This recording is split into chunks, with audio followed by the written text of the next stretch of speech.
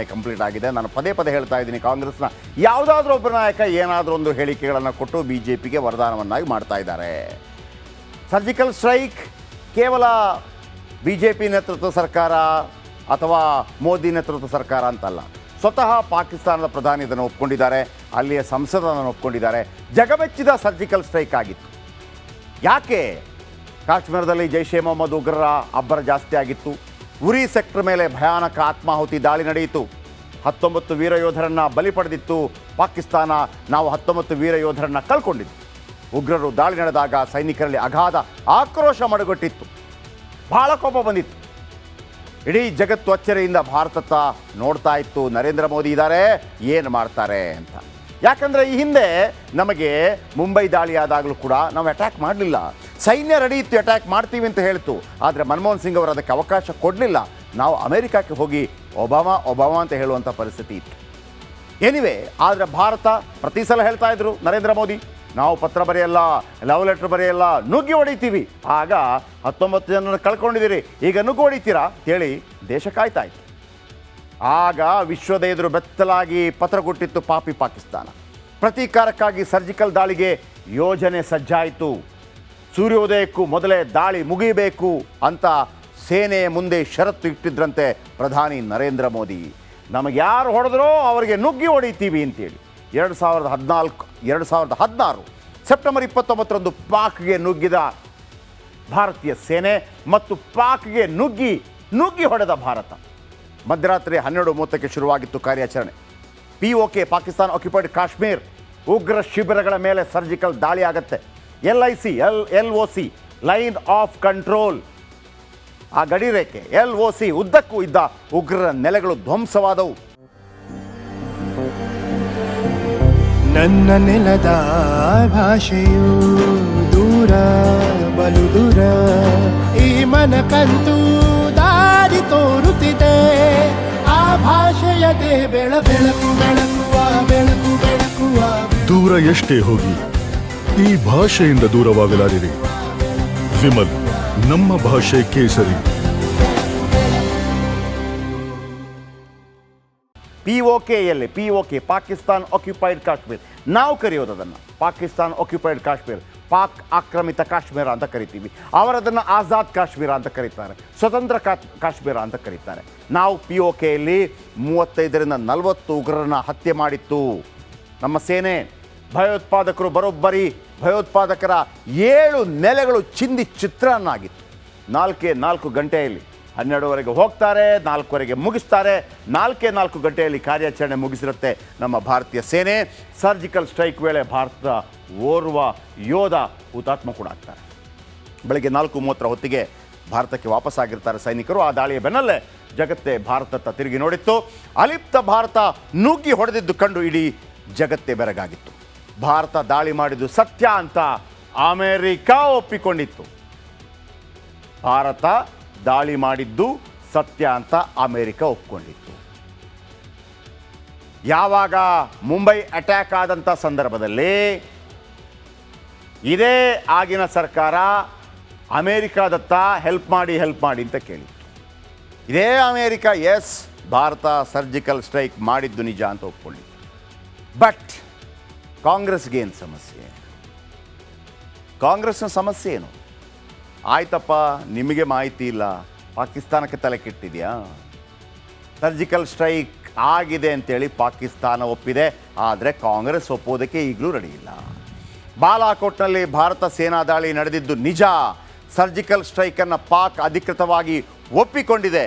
ಇದನ್ನು ಬೇರೆ ಯಾರು ಹೇಳಿದ್ದಲ್ಲ, ಪ್ರಧಾನಿ ಇಮ್ರಾನ್ ಖಾನ್ ಆಗ ಬಹಿರಂಗವಾದ ಹೇಳಿಕೆಯನ್ನು ಕೊಟ್ಟಿದ್ರು. ಬೇಕಿದ್ರೆ ಯಾರಾದರೂ ಹುಡುಕ್ಬೋದು, ಇಲ್ಲ ಅಂತಂದರೆ ನಾಳೆ ಹುಡುಕಿ ನಾನೇ ಕೊಡ್ತೀನಿ. ಭಾರತದ ಸರ್ಜಿಕಲ್ ಸ್ಟ್ರೈಕ್ನಲ್ಲಿ ಅಪಾರ ಹಾನಿಯಾಗಿತ್ತು, ಬಾಂಬ್ ದಾಳಿಯಿಂದ ಹಾನಿಯಾಗಿತ್ತು ಅಂತ ಇಮ್ರಾನ್ ಖಾನ್ ಹೇಳಿದ್ದಾರೆ. ಇನ್ನು ಪಾಕ್ನ ರಕ್ಷಣಾ ಸಚಿವರಿಂದಲೇ ದಾಳಿ ಬಗ್ಗೆ ವರ್ಣನೆಯಾಗಿತ್ತು. ಸಂಸತ್ನಲ್ಲಿ ಭಾರತದ ಪರಾಕ್ರಮ ಬಣ್ಣಿಸಿದ್ರು ಖ್ವಾಜಾ ಆಸಿಫ್, ಅವರು ರಕ್ಷಣಾ ಸಚಿವರಾಗಿದ್ದರು. ಸರ್ಜಿಕಲ್ ಸ್ಟ್ರೈಕ್ ಖಚಿತತೆ ಬಗ್ಗೆ ವಿದೇಶಿ ಮಾಧ್ಯಮ ವರದಿ ಮಾಡಿತ್ತು ಮತ್ತು ದಾಳಿಯಲ್ಲಿ 300ಕ್ಕೂ ಹೆಚ್ಚು ಉಗ್ರರು ಹತರಾಗಿದ್ದರು ಅಂಥೇಳಿ ವಿದೇಶಿ ಮಾಧ್ಯಮಗಳು ಹೇಳಿತ್ತು. ಆದರೆ ಕಾಂಗ್ರೆಸ್ ಈಗಲೂ ನಂಬ್ತಾ ಇಲ್ಲ. ಮುಂದಿನ ಸುದ್ದಿ ಕಂಪ್ಲೀಟ್ ಆಗಿದೆ. ನಾನು ಪದೇ ಪದೇ ಹೇಳ್ತಾ ಇದ್ದೀನಿ, ಕಾಂಗ್ರೆಸ್ನ ಯಾವುದಾದ್ರೂ ಒಬ್ಬ ನಾಯಕ ಏನಾದರೂ ಒಂದು ಹೇಳಿಕೆಗಳನ್ನು ಕೊಟ್ಟು BJPಗೆ ವರದಾನವನ್ನಾಗಿ ಮಾಡ್ತಾ ಇದ್ದಾರೆ.